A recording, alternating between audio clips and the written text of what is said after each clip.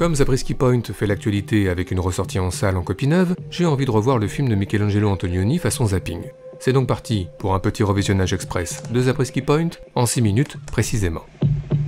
Zabriskie Point, des étudiants, des policiers et un flingue dans la chaussure, une voiture grise, un avion rose et des toilettes rouges, des routes bondées, des bars vides et un déluge d'explosions. Bref, Zabriskie Point.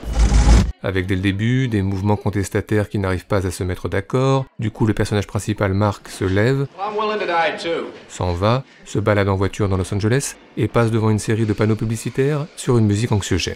Je me suis dit que c'était intéressant que ces images de l'Amérique soient tournées par un Italien. Ça m'a fait penser à New York, vu par l'Allemand Wim Wenders dans Alice dans les villes, ou New York, vu par le Polonais Roman Polanski dans Rosemary's Baby, ou encore New York, vu par l'Anglais John Schlesinger dans Macadam Cowboy, et je me suis dit que ce serait bien de faire un recut sur tous ces films tournés sur le sol américain par des cinéastes européens, combien l'Europe révèle l'Amérique, et en retour combien l'Amérique révèle l'Europe.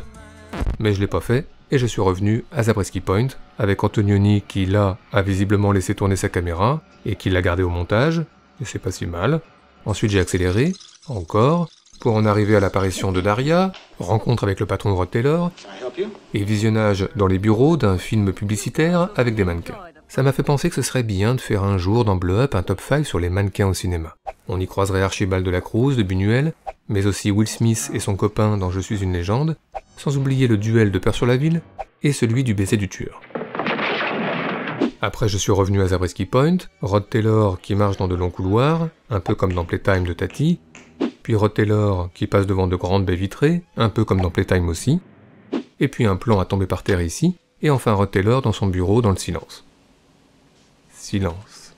Je me suis dit que c'était un beau sujet de cinéma le silence, et qu'il y avait sans doute matière à un top 5 dans Blow Up. On y retrouverait notamment les cartons de Made in USA, le cast de Mission Impossible, silence. Les dérives dans l'espace de 2001, silence. Ou encore la femme aux cheveux bleus de Mulholland Drive.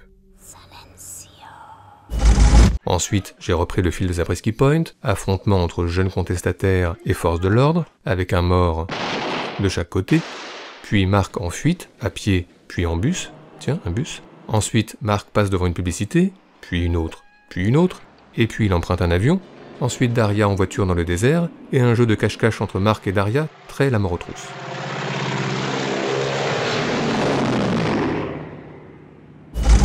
Ensuite, le t-shirt rouge qui vole au vent, un peu comme le voile dans La mariée était en noir de Truffaut. Ensuite, Mark et Daria se rejoignent à Zabriskie Point, descendent en rigolant, puis s'embrassent sur les notes à la guitare de Jerry Garcia. Là, j'ai pensé à un Théo Sahara de Bertolucci, à 29 Palms de Bruno Dumont, mais aussi à Jerry de Gus Van Sant. Et puis je suis revenu à Zabriskie Point, la tension qui monte, les plans à 3, les couples qui se multiplient dans le désert, du coup, une petite pensée pour OSS 117, mais rapide. Après, retour à Zabriskie Point, j'ai accéléré, encore. Là, Mark et Daria repeignent leur avion façon Peace and Love. Du coup, j'ai pensé à l'éléphant de The Party de Blake Edwards. Puis j'ai accéléré, encore, pour en arriver à la découverte de la maison moderne de Rod Taylor en plein désert, un peu comme celle de James Mason dans La mort aux trousses, encore, ce qui se voit un peu plus dans cette scène. Ensuite, à l'intérieur de la maison, Daria s'arrête devant une fontaine naturelle, ce qui m'a fait penser qu'Antonioni aime décidément bien les plans d'écoulement d'eau. Ensuite, Daria croise une employée, avec un plan de vitre, qui m'a fait penser qu'Antonioni aime décidément bien les plans de vitre.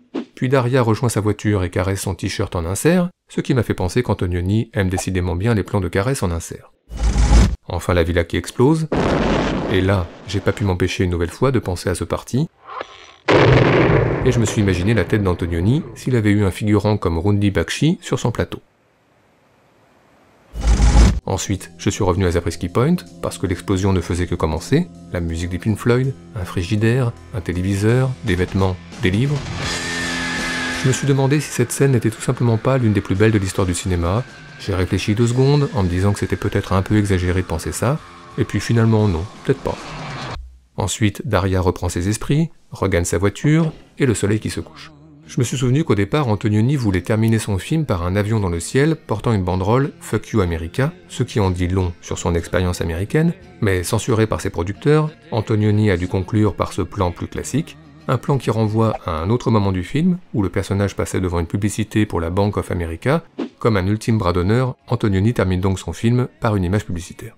En tous les cas, tout ça, ça m'a donné envie de faire plein de trucs, revoir tout Antonioni évidemment, mais aussi passer mon brevet de pilote, boire du 7-Up, passer à Nuit debout, place de la République, réécouter les Pink Floyd, et puis surtout aller dans le désert pour y faire 2 ou 3 choses.